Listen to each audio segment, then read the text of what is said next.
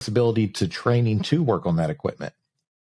And I read articles from multiple news outlets and pundits and legislators, and they have the same, I think we call it FUD, is, disinformation almost, or maybe coming at it from a perspective that might not be 100% true.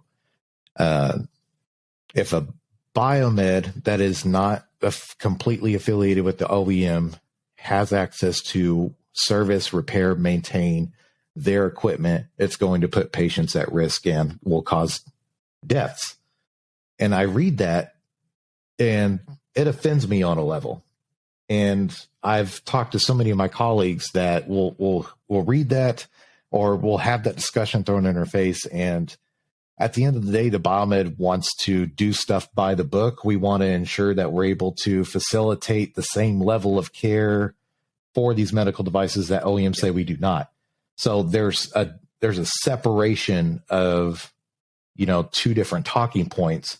And what the biomed is trying to do, which we recently had Justin from the Better Biomed channel and Dustin Zimmerman from the Avante Arts program go speak to Congress in the beginning of July to voice our concerns. And at the end of the day, our goal is to have one seat at the table while the OEM has another seat at the table. And hey, let's navigate what our issues with, are more so concerns with supporting each other can be.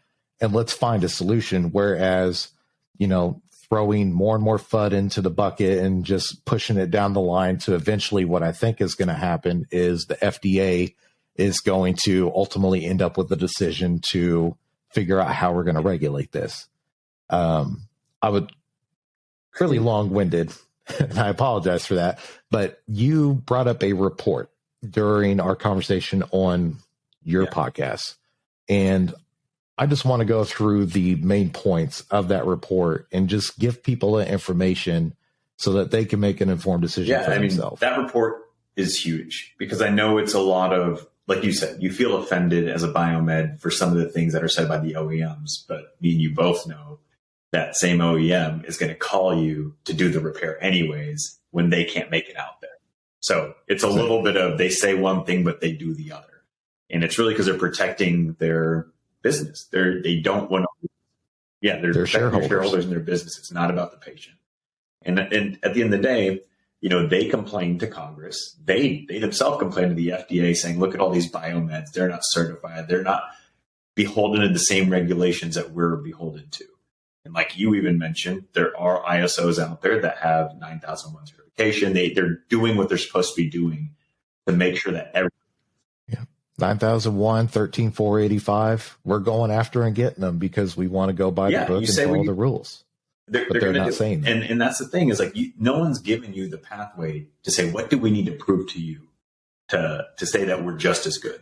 So, back in 2018, when the FDA actually submitted this report to publication, was initially supposed to be a review of all the patient safety events that happen with medical devices and maybe the contribution causes.